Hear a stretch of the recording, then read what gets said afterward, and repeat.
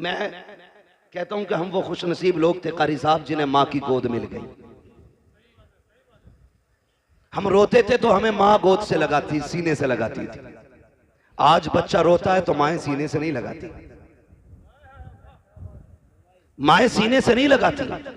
बच्चा रोया, माँ ने गुनगुना बजाया, बहुत छोटा है तो वो ये सोचता है ये क्या दे दिया। थोड़ा समझदार है तो वो ये सोचता है ये क्या बज रहा है। और समझदार होता तो वो ये सोचता कैसे बज रहा है। ये फिक्र बच्चे की रहती है। मैं हर बाप से और हर मां से गुजारिश करूंगा, खुदारा जब बच्चे बचपन में रोया करें ना, इन्हें मोबाइल ना दिया करो।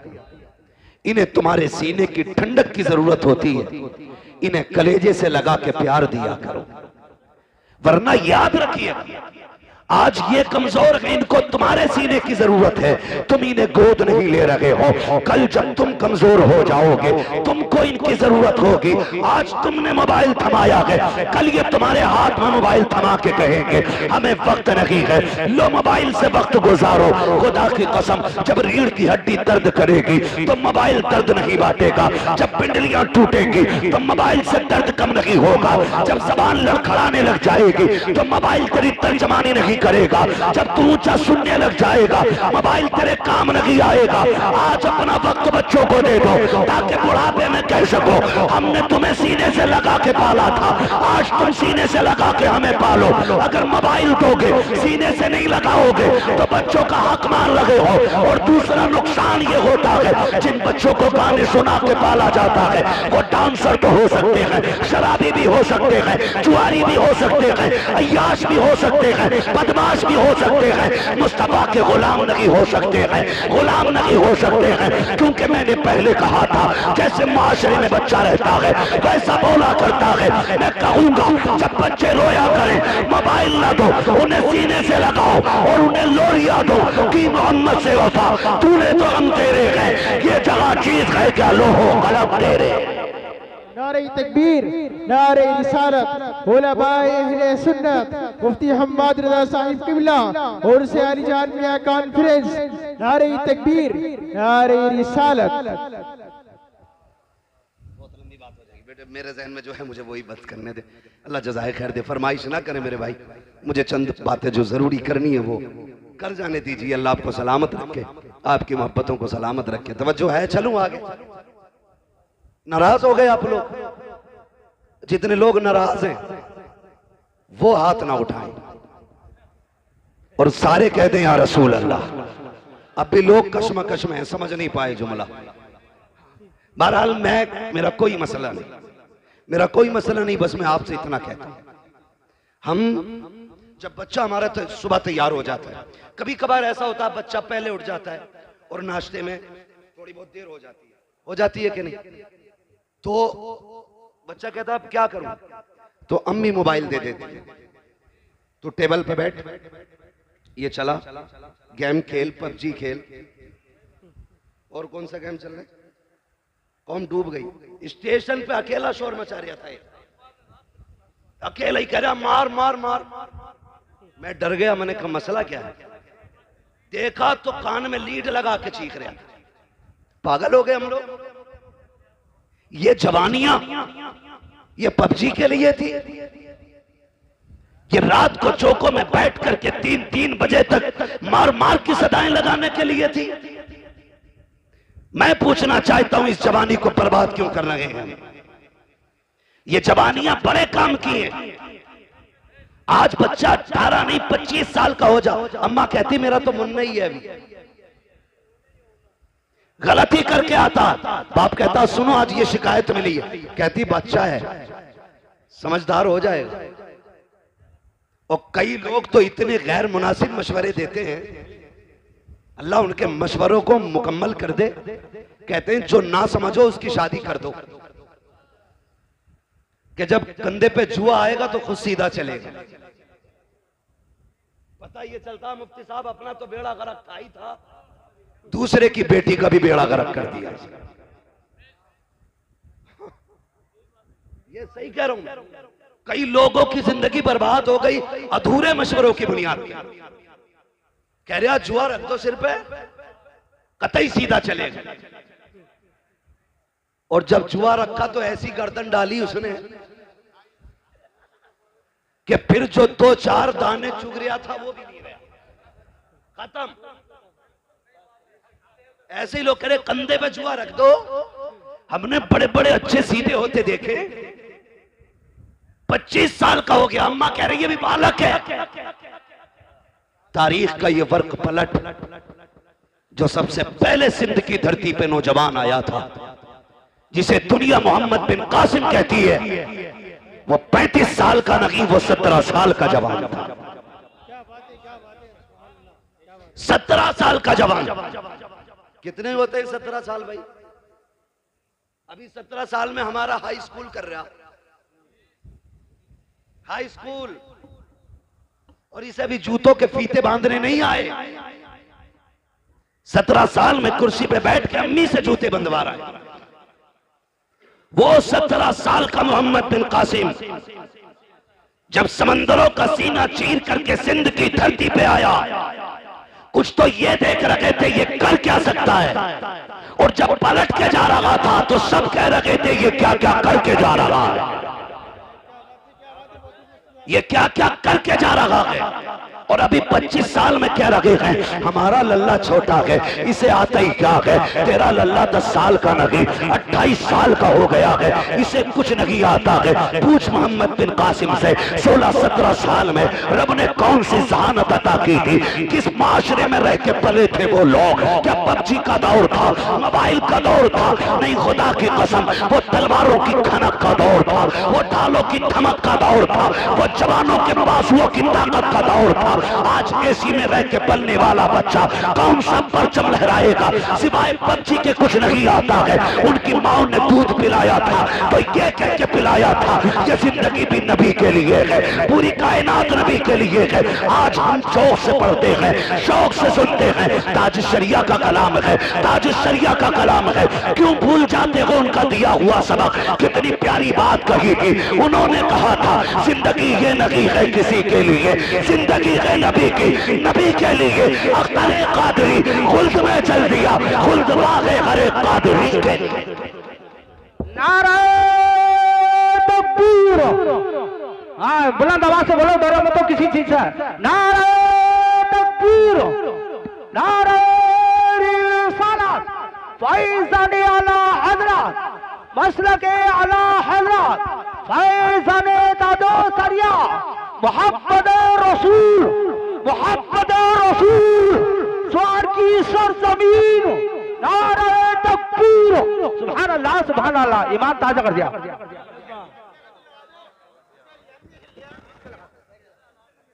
चले आगे, जरा कह दें या रसूल अल्लाह। हमने क्या पढ़ाया बच्चों को? हमने क्या पढ़ाया? ताजुश शरिया ने भी बेदार किया, आला हजरत ने भी बेदार किया। आला हजरत से चिढ़ने की जरूरत नहीं, उन्हें पढ़ने की जरूरत है। उन्हें कारी साहब पढ़ने की जरूरत है, बिला वजह में दूर दूर से चिढ़ते। आला हजरत ने कहा था सूना जंगल रात अंधेरी, छाई बदली काली है, सोने वालों जागते रहियो, चोरों की रखवाली है।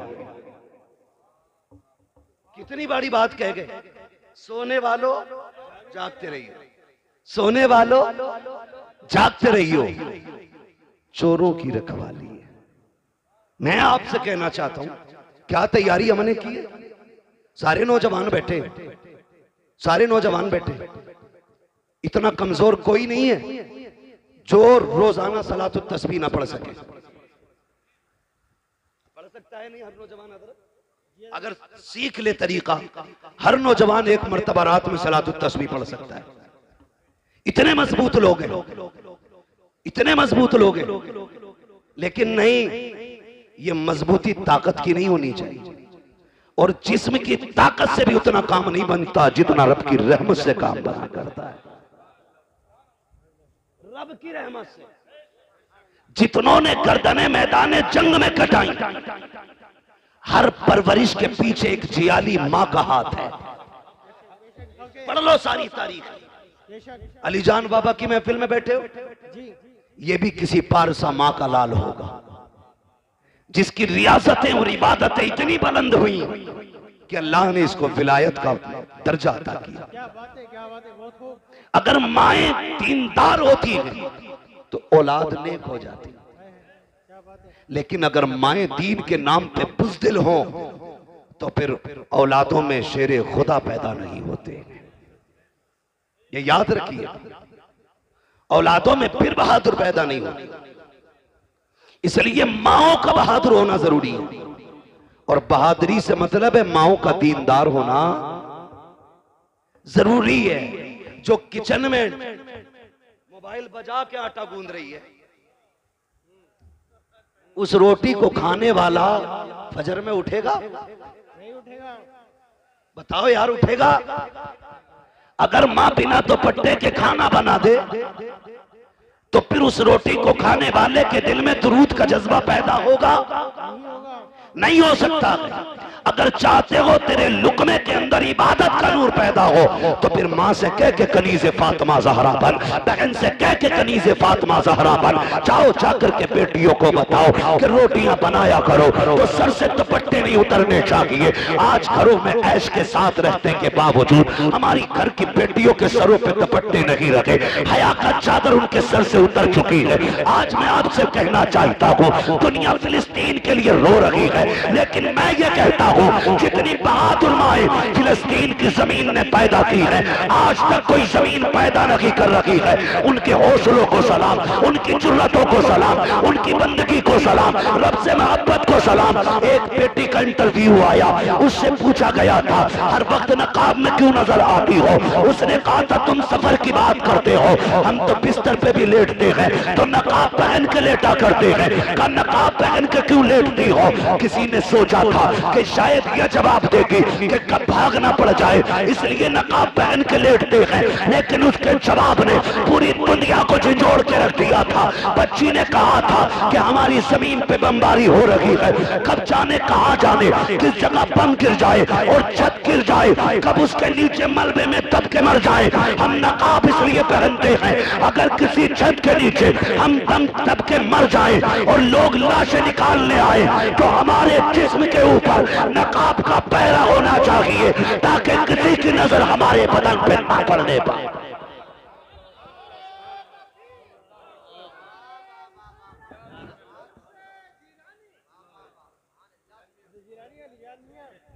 तवज्जो है ना आप लोगों की? खुदा की कसम, ये गैरत वाली माएं हैं तो फिर लाल भी कैसे गैरत वाले पैदा हो रहे हैं।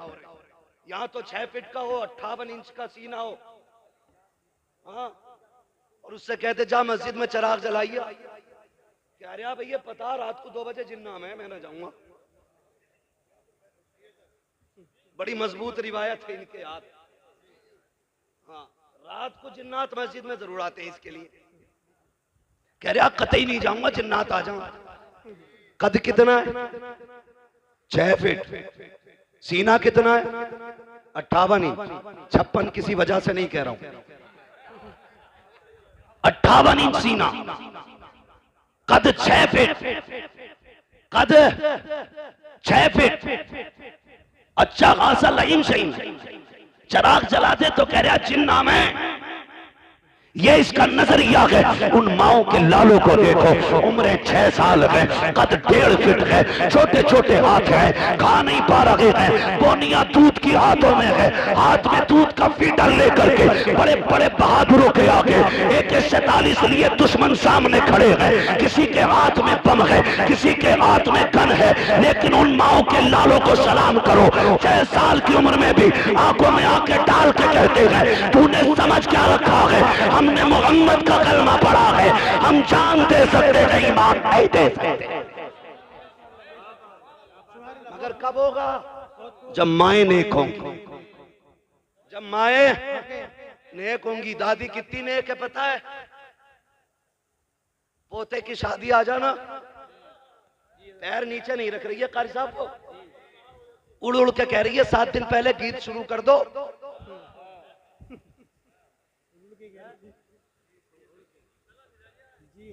कह रही है गीत शुरू कर दो, कब करोगे? 7 दिन रह गए, मेरी अम्मा शादी में 7 दिन है और तेरी मौत का एक लम्हा भी बाकी नहीं है। ये तो पता है कि बारात 7 दिन बाद जाएगी, लेकिन अगली सांस की गारंटी नौजवानों है गारंटी? सारे बोले है गारंटी? नहीं गारंटी ना। हुए नाम वर्बे निशा कैसे कैसे, जमी खा गई आसमां कैसे कैसे। कह रही है 7 दिन रह गए, गीत शुरू कर दो। लड़का अगर हाफिजिया ढाल लिया तो कह रही है कि मैयत बनवागा क्या घर की।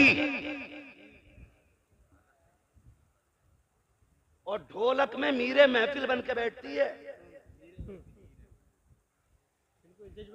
हाँ, बारी लगा रही है, अब तू गा। और जब परमल बट रहे तो कह रहे हैं पहले दादी को दो। सेव कहते परवल खीले ना, खीले ना, पहले दादी को दो। क्यों? कि इसका सबसे बड़ा कारनामा। गलत नहीं कह रहा हूं मैं, सबसे बड़ा कारनामा है। कभी कभी रातों में गांव से गुजरना होता है, चंद नौजवान लड़कियों के साथ, एक बूढ़ी साथ होती है। 3 बजे 2 बजे दौड़ती चली जा रही है, लड़कियों से आगे अम्मा जा रही है। पूछो क्या मामला है? ये किधर से आ रहे हैं? कहा आज गांव में गीत चल रहे थे, अम्मा वहीं से आ रही है। छोटी नाली हो या बड़ी नाली, ऐसे कूदती जा रही है जैसे हिरन जा रहा है दौड़ता हुआ। ये जो दौड़ के जा रही है, अगर इस अम्मा से कहो कि चल उठ के मुसल्ले पे नमाज पढ़ ले, गैरत कहती घुटने काम नहीं कर रहे हैं। कुरान पढ़ ले, कहती है टिपता नहीं है मुझे। रात के अंधेरे में बिना चराग के तुझे नालियां टिप जाती है। दौड़ करके आधा किलोमीटर तू कीले लेने चली जाती है। वो गैरत कर, तूने मदीने वाले का कलमा पढ़ा है। कहावत ये है कि मुंह में दांत नहीं, पेट में हाथ नहीं, मरने का वक्त आ गया है। एक पैर छिलके पर है, दूसरा कब्र में है। कर जाने मौत का पैगाम आ जाए। ए मेरी माँ मुसल्ला बिछा ले, रब को मना ले, पूरी जिंदगी गुनाह किए गए, आज रो के रब को दिखा दे। खुदा की कसम कब्रिस्तान में जा, दफन हो जा, रब को राजी करके जा। अगर बत्ती की जरूरत नहीं है, तेरी कब्र से मुझको अंबर की खुशबू आनी शुरू हो जाए। टाइम कम है, मेरा वक्त हो चला है, मैं बहुत कम वक्त में पूरी बात कर लूं अपनी। तो जो है सारे लोगों की, ये है दीनदारी हमारी, ये है दीनदारी। और अल्लाह सलामत रखे इन उलमा को। ये हर शादी पे लड़ते हैं किसी ना किसी से। कभी मेहर को लेकर लड़ जाते हैं, कभी निकाह पढ़ाने के पैसे को लेकर लड़ जाते हैं। इनकी गलती यह है कि ये 5000 मांग लेते हैं और ये शराफत से 5000 मांगते हैं। हमारी कौम उसे देती है 50,000 जो नंगा हो के ढोलक बजाने आता है। बुरा मत मानिएगा, ये कड़वी सच्चाई है।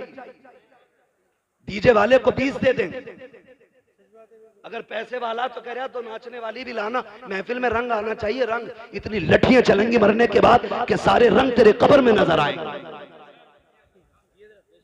मैं देखो जी, मुझे चापलूसी नहीं आती है, मैं तुम्हें झूठी सच्ची बातें कह के और राजी करके नहीं जा रहा हूं। मैं आईना को दिखाऊंगा दाग चेहरे के, जिसे खराब लगे सामने से हट जाए। हाँ, सीधी सी बात है। वो भाई तो करते क्या, दे दबा दब ढोल बज रहा, दे दबा दब, रुक थोड़ी रहा डीजे। पहले देखो हो क्या गया, पानी बिल्कुल मर गया, गैरत का बचा ही नहीं। आंखों के हया का पानी खत्म हो गया। पहले जब बेटियां रुखसत होती थी ना, ये सफेद बालों वाले लोग ना मेरी बात की तस्दीक करेंगे अगर याद रहा होगा इन्हें तो, वरना इस जमाने ने क्या क्या भुला दिया है। जब बेटियां रुखसत होती थी 8 दिन पहले बाप रोना शुरू कर देता था। 3 दिन से मां खाना नहीं खाती थी, भाइयों की आंखें सुर्ख रहती थी रोते रोते। बाप कभी खेत में बैठ के रो रहा है, कभी बैठक बंद करके रो रहा है, कभी रात के सन्नाटे में मुंह पे कपड़ा डाल के रो रहा है। कोई कहता था क्यों रो रहा है, कहता था जिसे 22 साल सीने से लगा के पाला, आज वो बेटी जाने वाली है। जो मुझे आते जाते टोका करती थी, आज मेरी लखते जिगर जाने वाली है। यार मैं इसलिए रो रहा हूं, कल मेरी बेटी चली जाएगी, 1000 मेहमान होंगे, आंगन खाली नजर आएगा, उसके बगैर घर उजड़ा उजड़ा नजर आएगा। ये सोचकर बाप 8 दिन से रोया करता था।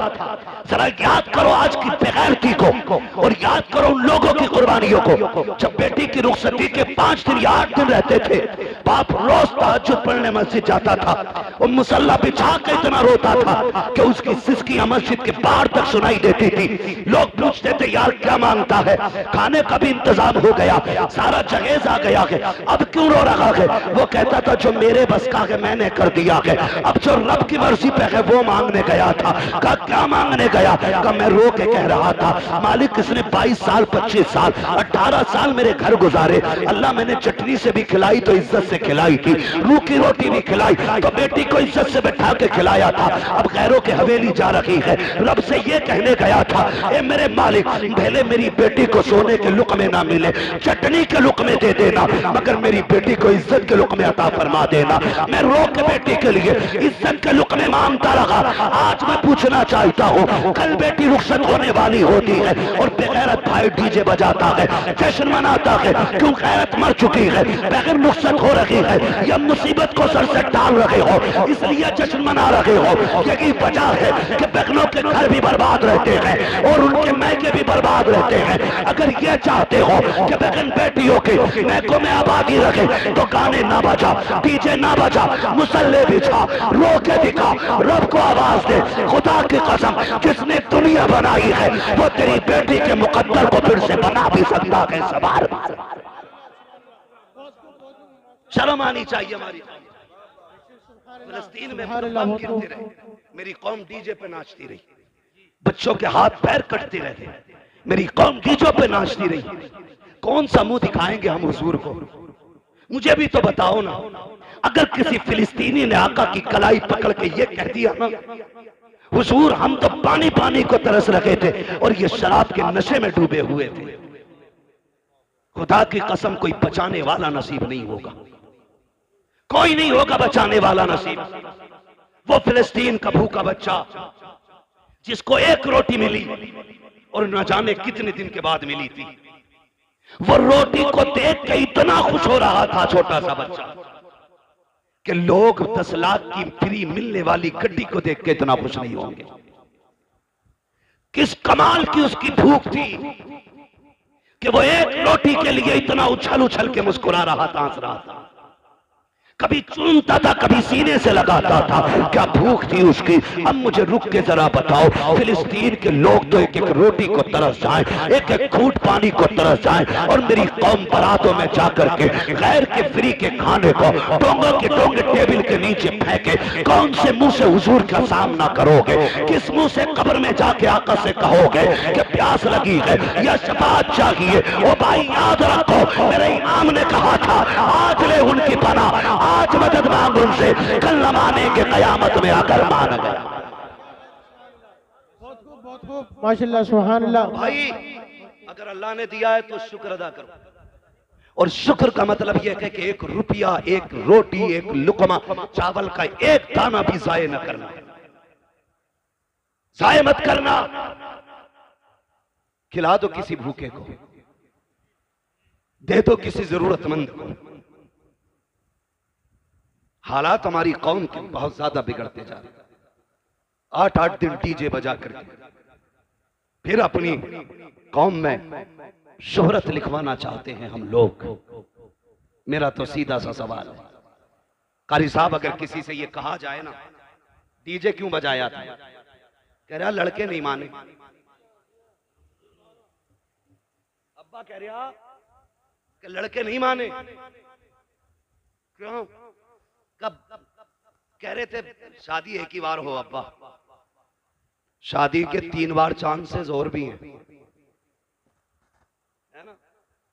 एक वक्त में 4 निकाह बंदा कर सकता है, लेकिन जिंदगी एक ही बार मिलनी है। अगर तुझे लग रहा है शादी एक बार हो रही है तो मौत भी एक ही बार आनी है। कह रहा बालक ना माने। अब्बा से पूछो रिश्ता अपनी मर्जी से किया या लल्ला ने ठोक बजा के कर लिया? कह रहा ना उसमें तो हम गए थे। तो मैंने कहा ये बता दे रिश्ते में तो तू अब्बा था, डीजे में ये अब्बा कैसे हो गया? हमारे यहां तो अब्बा की चलती है तो हर जगह चलती है, हर जगह चलती है जी।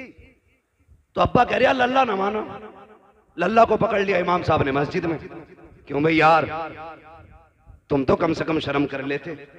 तो लल्ला अपने सिर की उसके सर पे डाल लिया। कह रहा बताऊं, मैं तो मना कर रहा था, लेकिन मेरा वो दोस्त ना गुड्डू, वो कह रहा बस खाली तू हाँ कह दे, खर्चा सारा मेरा। तो सुनो गुड्डू पप्पू के यारो, इस गुड्डू पप्पू का हाथ पकड़ कब्रिस्तान लेके चल, कुछ और नहीं कहना है। एक कब्र के पास बैठा और उससे इतना पूछ क्या मेरे साथ यहां लेटेगा, यहां लेटेगा मेरे साथ, आएगा इस अंधेरे में? जाहिर है जवाब क्या होगा? नहीं आऊंगा। क्या जवाब होगा? नहीं आऊंगा। यही होगा ना कि नहीं आना, यहां तुझे अकेला आना है। तो सीधी बात कह दे, अगर यहां अकेला आना है तो फिर हिसाब भी मुझे ही देना होगा। कहा हाँ, तो फिर कह दे जब हिसाब मुझे देना है तो मेरे गुनाहों में तू इजाफा क्यों कर रहा है? सीधी सी बात। मेरे भाई नौजवानों, बदलो अपने आप, जिंदगी के उसूल बदलो, अपने रवैये बदलो, तौर तरीके बदलो, सच्चे मुसलमान बनो, पक्के मुसलमान बनो। और शादियों का मिजाज ऐसा हो, सेहरा तेरे सर पे बंधा हो, नात मदीने वाले की होनी चाहिए।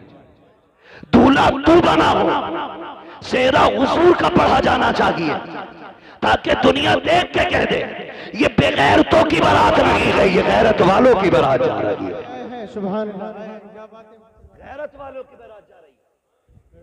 तो याद रख, जरूरी नहीं है जनाजों में भीड़ हो जाए, जरूरी नहीं है।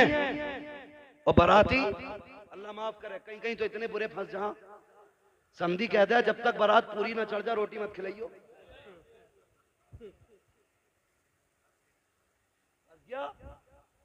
40 किलोमीटर चल के गया था बाइक से, अब वहां दूल्हा के साथ फैलना है, तो पैर ऐसे उठ रहे हैं कि इधर एक उधर, गिरते पड़ते दूल्हा के साथ टहलना। घूम लिया और जब निकाह का टाइम आया तो 5 लोग बचे। कितने? 5 लोग बोल सकते हैं कि नहीं? कितने? 5 बाकी कौन? 5 बहनोई, अब्बा, ये भी दोनों मजबूर हैं, वरना ये भी निकल लेते। और 2 दोस्त, एक जनाब खुद। और कौम की हालत देखो, कहने को हम बहुत पक्के मुसलमान हैं, और जब दूल्हा को कलमा पढ़ाओ ना तो करवट वाला कह रहा है ला इलाहा ला इलाहा ला इलाहा, कह रहा ला इलाहा, तो इसे ला इलाहा कहने में मुसीबत आ रही है। इल्लल्लाह पे जाके इसकी सांसें टूटती हैं। करवट वाला कह रहा इल्लल्लाह, आरे मार रहा हो, किसी को भी कह रहा है इल्लल्लाह, वो भी रूठ जाता। और कई तो बैठे इसलिए रहते हैं कि यार इसे जरा इमाम साहब के साथ कलमे कहलवा देंगे वरना फंस जाएगा। हमारी कौम को कलमे तक याद नहीं है, और तीजे में मस्जिद में पहुंच जाए तो चनों के ढेर, जी हक बात है, तबाह तब गिरा रहा, जरा सी देर में चने खत्म। वो भाई मुसलमान बनो, मुसलमान किरदार अच्छे करो, अखलाक अच्छे करो, अखलाक हुजूर के दिए हुए पैगामात याद रखो। तारीख में बहुत बड़ा नाम सलाहुद्दीन अय्यूबी का है। कौन सलाहुद्दीन अय्यूबी? ये वो है कि जब बैतुल मुकद्दस मुल्क शाम में काफिरों का कब्जा हुआ और मुसलमानों का कत्लेआम किया गया, 70,000 एक दिन में मुसलमान काटे गए। सड़कों पे खून का आलम यह था कि घोड़ों के पैर फिसल लगे थे चलते हुए। इतना खून फिलिस्तीन में बहा था मुसलमानों का। उसी दिन से इस जवान ने अकेले खड़े होकर कहत किया था, आज जो 70,000 काटे गए हैं, जब तक इनका बदला न ले लिया जाएगा उस वक्त तक चैन से नहीं बैठना। और तारीख गवाह के अकेला उठा, रब ने मदद की। फिर इसने फलस्तीन के दरवाजे पे जाकर बैतुल मुकद्दस के दरवाजे को खटखटाया। पादरी खड़े हो गए आगे आके। आज सलाहुद्दीन अय्यूबी फातेह बन के खड़ा है। पादरियों की गर्दनें झुकी हैं, हिसाब लगा रहे थे। हमने इनके 6 माह के न छोड़े, बेटों के बच्चे कत्ल किए, औरतें बच्चों पे तलवारें चलाई गई, जवान नौमर मारे गए। ये तो आज एक को ढूंढ ढूंढ के कत्ल करेंगे। सारे लोगों की गर्दनें झुकी हुई थी, सब सलाहुद्दीन अय्यूबी का चेहरा देख रहे थे। आपने कहा था, सलाहुद्दीन अय्यूबी कहते हैं, कहो पादरी आज क्या लग रहा है तुमको? तुमने मेरे मुस्तफा की 70,000 उम्मत को बेदर्दी के साथ काटा था। आज क्या होना चाहिए? सबकी गर्दनें झुक गई। आज हमारी बर्बादी का दिन है, आज बदले का दिन है, आज हमें मौत नजर आ रही है। सलाहुद्दीन अय्यूबी की आंख में आंसू आ जाते हैं, आंखें बरस जाती हैं। कहते हैं जालिमो तुम क्या जानो, इस्लाम क्या है और मुसलमान क्या है। आज तुम्हें बदला नहीं लिया जाएगा। आज मैं वो करूंगा जो फतह मक्का के दिन मेरे नबी ने दुश्मनों के साथ किया था। कहा क्या करोगे? उन्होंने बेटी के कातिल को माफ किया था, मैं बैतुल मुकद्दस के कातिलों को माफ कर रहा हूं। तारीख गवाह है, खुदा की कसम। जैसी सलाहुद्दीन अय्यूबी ने इतना कहा कि मैं फतेह मक्का की तारीख दोहराऊंगा। मेरे नबी ने कहा था अंतुम मुत्तलका, आज सब आजाद हो जाओ। मैं भी कहता हूं आज तुम सब आजाद हो। जैसे इतनी बात कही ना, तुम सब आजाद हो, तो चीखें निकल गई लोगों की। पादरियां कदमों में आ गए, घुटनों के बल तो पड़े थे, खड़े होकर के कहते हैं सिर्फ रहने की इजाजत की बात नहीं है, सिर्फ कब्जे की बात नहीं है। सलाहुद्दीन हाथ बढ़ाइए, कलमा पढ़ाइए। कहा क्यों? कहा समझ गए हैं अगर एक सलाहुद्दीन अय्यूबी का किरदार ऐसा है तो मदीने वाले मुस्तफा का किरदार कैसा रहा हो। सुभान अल्लाह, क्या बात है, क्या बात है। उसमें भी फरमाने मुस्तफा पे अमल सलाहुद्दीन अय्यूबी का देखे। तन्हा उठे, चंद लोगों के साथ उठे, फिर फौज बन गई। मैं अकेला ही चला था जानिबे मंजिल, मगर लोग साथ आते गए और कारवां बनता गया। ये कंडीशन हुई। उसमें भी एक कबीला, एक मोहल्ला ऐसा था जो इस्लाम नहीं लाया। सलाहुद्दीन अय्यूबी से जंग हुई। जंग के बाद फातेह बन के बैठा है सलाहुद्दीन अय्यूबी। क्या बन के? आज तो मिंबर या जीत जाए ना, कह रहा देखूं ऐसे गली वाले। यही बात है भाई, कोई बैठा हो तो बुरा ना मान लो, ये पूरे हिंदुस्तान की कंडीशन। कह रहा बस जीतन दो। मेरी पतंग थी, इसने इमली का स्टिकर लगाया, देख लूंगा इसे। जबकि 5 साल के लिए बना। तो इतना गुरूर है, इतना घमंड है। सलाहुद्दीन अय्यूबी जिसने बैतुल मुकद्दस फतह किया, जिसने बैतुल मुकद्दस पे ला इलाहा इल्लल्लाह का परचम लहराया, वो एक कबीले पे हमला करता है। यानी कि हमला अपनी तरफ से नहीं, उस कबीले की फौज आई, आमने सामने टकराव हुआ। जब फातेह हुए सलाहुद्दीन अय्यूबी, एक खातून तोड़ती हुई आई। उसने कहा सलाहुद्दीन तू तो फातेह है ना, तूने कब्जा किया हमारी बस्ती पे। कहा क्या बात है? कहा मेरे 4 बच्चे, इस जंग की भागम भाग में ना मेरे बच्चे गायब हो गए। अपनी फौज से कह के ढूंढ के लाए। इतना सुना, जुब्बा संभाला, साफा अमामा सर पे रखा, तलवार लटकाई, घोड़े पे बैठने लगे। खातून ने कहा तू किधर चला? कहने लगे मां तेरे बच्चे ढूंढ के लाने। औरत मुसलमान नहीं थी, कलमा पढ़ने वाली नहीं थी। कहा मां तेरे बच्चे ढूंढ के लाने। ये कह के घोड़े को निकाला, चले गए।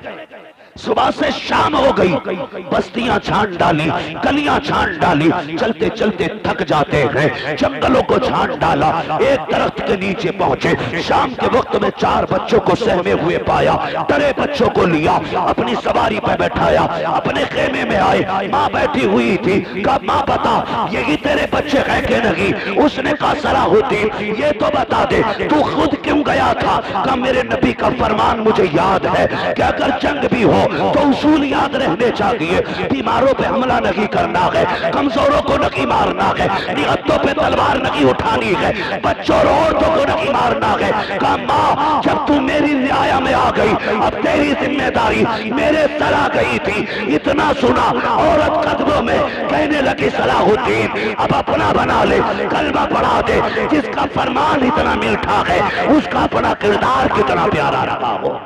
सुभान अल्लाह, सुभान अल्लाह। वो अंधेरा की भला था कि कदम राह पे थे, रोशनी लाई है मंजिल से बहुत दूर हमें। नौजवानों आज भी हम अल्लाह के वली हो सकते हैं, लेकिन शर्त यह कि किसी ने इमाम गजाली से कहा था दुआएं कब मकबूल होती हैं, तो आपने 2 बातें कही थी, इन दोनों बातों को याद रखना और पल्ले बांध लेना। बता दूं इमाम गजाली से किसी ने कहा दुआ कब और कैसे मकबूल होती है? फरमाने लगे 2 काम कर लो दुआएं कबूल होने लग जाएंगी। कहा क्या? कहने लगे जब भी बोलना सच बोलना और जब भी खाना हलाल खाना, झूठ छोड़ दो, हराम खाना छोड़ दो, फिर हाथ उठने में देर होगी अल्लाह कबूलियत में देर नहीं फरमाएगा। करेंगे इंशाअल्लाह ऐसा, हलाल रोजी खाएंगे इंशाअल्लाह। ऐसा बंदा जो सूद ब्याज या हराम का बिजनेस करके रोटी खिला रहा है उसके दरवाजे का पानी भी मत पीना, पानी भी मत पीना। कारी साहब दमिश्क की जामा मस्जिद के दरवाजे पे एक छोटा सा बच्चा जूतियां नमाजियों की साइड करता था, आधे जूते इधर कर देता था, आधे जूते इधर कर देता था। एक दिन जब लोगों ने उसको रोका और पूछा ये क्या करता है, ये क्या करता है? आधी जूती इधर कर देता, आधी इधर कर देता है। उसने कहा मैं बांट देता हूं। छोटा बच्चा था 8-9 साल का। कहा क्या बांट देता है? उसने कहा मैं नेक लोगों के जूते अलग कर देता हूं, गुनाहगारों के जूते अलग कर देता हूं। उम्र कितनी? 8-9 साल उम्र का बच्चा, समझ कितनी? जूते देख के बता देता है कि ये जन्नती का जूता है या जहन्नमी का जूता है। जूते अलग का क्या करता है? का मैं जूते बांट देता हूं। किधर? का जो ये दाहिनी तरफ होते ये जन्नतियों के जूते होते और जो बाईं तरफ होते ये गुनाहगारों के जूते होते। लोग कहने लगे इसमें इतनी समझ कहां से आ गई? एक शख्स खड़ा था, कहा आज की रात इसे मेरा मेहमान बना दो, आज की रात इसे मेरा। अभी आप देखेंगे पीरे तरीकत रहबरे राहे शरीयत शहजादे आला हजरत हाँ हुजूर हसन मियां साहिब क़िबला दामज़िल्लहुल आली सज्जादा नशीन खानकाह रज़विया बरेली शरीफ, आप देखेंगे आला हजरत के बेटे का चेहरा। मैं भी कभी कभी देखता हूं तो सोचता हूं, मैं सोचता हूं अगर नस्लों में इतना हुस्न है तो आला हजरत पे कितना हुस्न रहा होगा।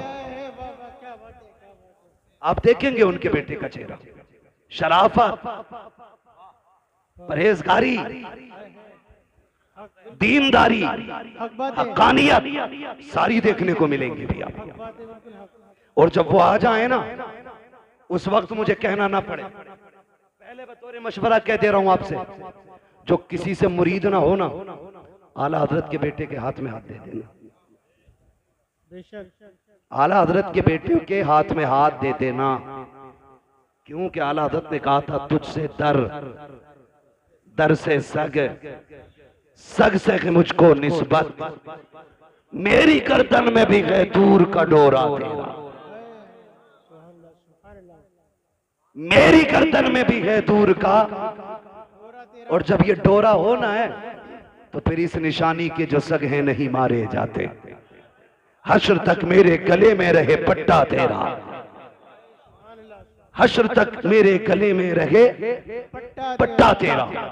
बच्चों को भी डाल देना उनके कदमों में, जवान भी पड़ जाना उनके कदमों में, इसलिए कि जब किसी से बैत हो जाता है ना तो फिर सिलसिले की बरकतें मिलना शुरू हो जाती है।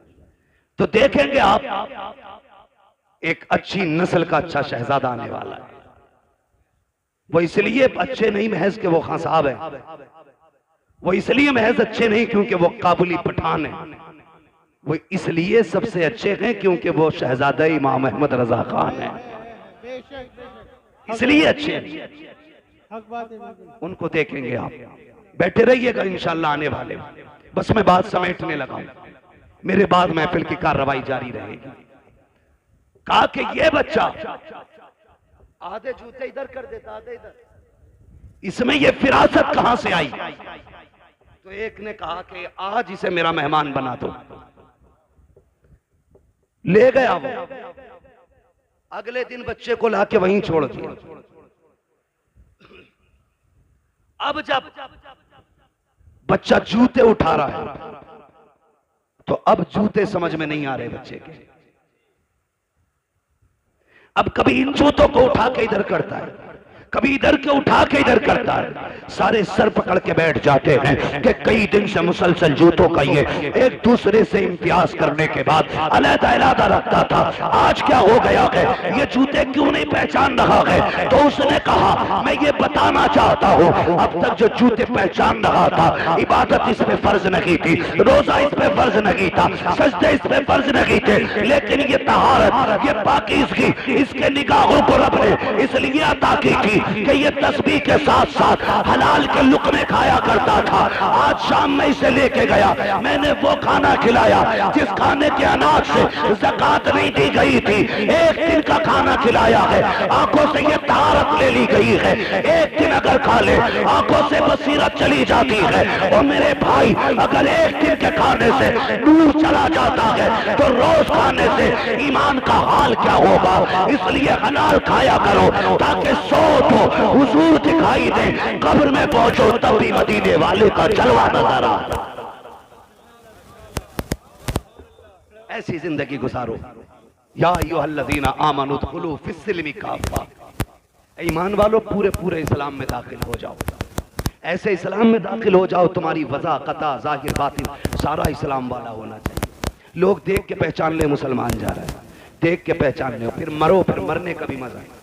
हम डरते इसलिए कि मौत से कि हमारी आखिरत की तैयारी कोई नहीं है, आखिरत की तैयारी हमारी कोई नहीं है, इसलिए डरते हैं। वरना जिन सहाबा की तैयारियां थी या जिन वलियों की तैयारियां थी, खुदा की कसम बढ़ बढ़ के गर्दनें कटाया करते थे, बढ़ बढ़ के गर्दनें कटाया करते थे। उन्हें मालूम था मौत आने की देर है, जन्नत के दरवाजे खुले नजर आ रहे हैं। आज तैयारी कोई नहीं, पक्का पता कुटाई होनी है, सब जानता किसकी मैंड काटी है, सब पता किसके पैसे मारे। अब आखिरी टाइम रो रहा है। ओ मेरे भाई, खुदारा जिंदगी अच्छी गुजारो और ऐसी जिंदगी गुजारो कि जब कफन में लेटो और तुम्हारा जनाजा चले तो बताने की जरूरत न पड़े बंदा कैसा था, कौन था। तेरे जनाजे की खुशबू उछल उछल के कहे लहद में इश्क रुखे शह का दाग लेके चले, अंधेरी रात सुनी थी चराग लेके चले, तेरे गुलामों का नक्शे कदम है रागे खुदा, वो क्या भटक सके जो ये सुराग लेके चले। आज ना ये उर्स है हुजूर अली जान रहमतुल्लाहि तआला अलैह का, इनकी जिंदगियां कुरान और नमाजों में गुजरी, इसलिए रब ने मरने के बाद भी, इंतकाल के बाद भी इनके मजार पे मेले लगा रखे हैं। हम दुनिया में अकेले हो जाते हैं, ये विसाल के बाद भी भीड़ में रहा करते हैं। अगर चाहते हो तुम भी जन्नती बनो तो फिर जिंदगी दीन इस्लाम के मुताबिक, जितने भी नाजायज रस्में और फालतू खर्चे हैं सारे बंद करो, उन पैसों को उठा करके तालीम पे लगाओ, बच्चों को इल्म दीन भी दो, इल्म दुनिया भी दो, ताकि इल्म दीन हो तो ईमान बचा रहे और इल्म दुनिया हो तो अपनी दुनिया भी बची रहे। दोनों चीजों की जरूरत है, बस हमारे डॉक्टर साहब ने ये महफिल सजाई। अल्लाह ताला इनकी कोशिशों काविशों को बारगाह में कबूल मकबूल फरमाए। हम सब की हाजिरी अल्लाह रब्बुल इज्जत साहिब मज़ार की बारगाह में कबूल फरमाए। कोई ये ना सोचे उर्स में आया था करामतें बयान नहीं की। करामतों से ज्यादा जरूरी है आज इस्लाह अमल का होना। अगर अमल नेक हो जाएंगे, अमल अच्छे हो जाएंगे तो करामतें तुम्हारे वजूद में पैदा हो जाएंगी। आप अगर नेक हो जाओगे तो करामतें सुनने नहीं, करामतें दिखाने लग जाओगे। इसलिए मैंने सारी बातें अमल से की हैं, इसलिए कि अमल अच्छा होता है तो बंदा भी अच्छा हो जाता है, अमल खराब होता है तो फिर अच्छा खासा 6 फीट का बंदा भी खराब हो जाता है। बस जो हुए अगलात उनका माफ फरमाए रब्बे कायनात। जिंदगी ने दिया साथ, फिर होगी मुलाकात। चमन रहा, नात पढ़वा लीजिए 10 मिनट। मैं इतना थका हूं 10-11 दिन के सफर के बाद। आप तो मुझे जानते हैं, मुझे कोई वो नहीं होता। मैं थक गया हूं इतना ज्यादा कि मुझे बोलने में भी अब तकलीफ हो रही है। कार साहब मेरी बात सुन लें। इस बीच में ना नात सुन लो थोड़ी। नात पढ़ने वाले लोग रुकने, बस मेरे भाई मेरी एक बात है ना एक बात मेरी, प्लीज मेरी बात सुन। अच्छा बैठ जाइए, बैठ जाइए। अल्लाह आपका सलामत रखे। फरमाइशें काफी बढ़ जाया करें।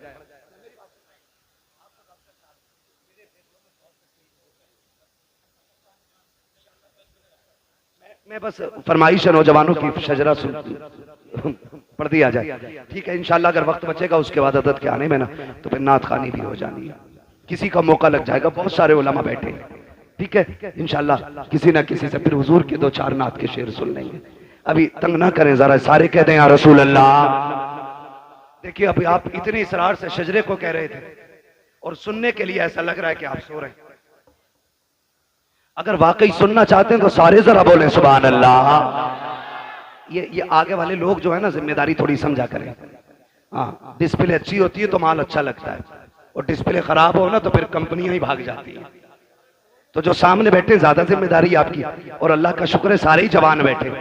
और अगर माँ ने इस नीयत से दूध पिलाया है ना कि बेटे जिंदगी हुजूर के लिए है, तो फिर कोई बंदा खामोश नहीं रहेगा। जब मैं हाथ का इशारा करूं तो आपको क्या बोलना है? बहुत कम दूध पिया है भाई, जोर से बोले जरा सुभान अल्लाह, सुभान अल्लाह, और जोर से। देखो मैंने आपसे बीच में नहीं कहलवाया, क्यों? हालांकि अच्छी बात है, कहते रहो, नेकी मिलती है। मैंने इसलिए भी नहीं कहलवाया कि मुझे गैरत आती है सुभान अल्लाह कहने के लिए भी प्रेशर डाला जाए। अल्लाह की तस्बीह हर बंदे को बयान करनी चाहिए। पत्थर, कंकर, कीड़े मकोड़े सारे बयान करते, हम क्यों नहीं करते? करनी चाहिए कि नहीं? तस्बीह बयान करते रहना चाहिए। जरा बोल दें सुभान अल्लाह। अब एक बात सुन ले, जब मेरा हाथ उठेगा ना, मैं पहले बता दूं इसलिए कहलवा रहा हूं अब आपसे, क्योंकि जब मैं थक जाऊंगा, लंबी सांस लेनी होगी, तब मैं आपको हाथ का इशारा करूंगा। आप सुभान अल्लाह कहोगे, उसी सुभान अल्लाह की भीड़ में मुझे सांस लेने का मौका मिल जाएगा। सच्ची बात है। आप सुभान अल्लाह कहोगे, नेकियां मिलेंगी, अल्लाह राजी होगा तो फिर मुझे भी मिल जाएंगी। अब जरा बोल दे सुभान अल्लाह, सुभान अल्लाह। क्या बात है भाई? आपकी फरमाइश पूरी नहीं हुई, माजरत चाहता हूं। मैं सबकी अलग अलग फरमाइश तो पूरी नहीं कर सकता, ठीक है, लेकिन नाराज ना हो, दिल शिकस्ता ना करें। अल्लाह चाहेगा कभी फिर मुलाकात होगी, वक्त मिल जाए तो फिर कर लिया जाएगा। जरा सारे बोल दे सुभान अल्लाह। सुभान अल्लाह। आदम के बेटे शीश, बीच वाले लोग ना ये मेरी जमात के भी लग रहे हैं कुछ लोग, ठीक है जी। और जो कैमरा लगा के बैठे हैं, आप भी हुजूर के आशिक हैं, आप भी सुभान अल्लाह कह सकते हैं जी।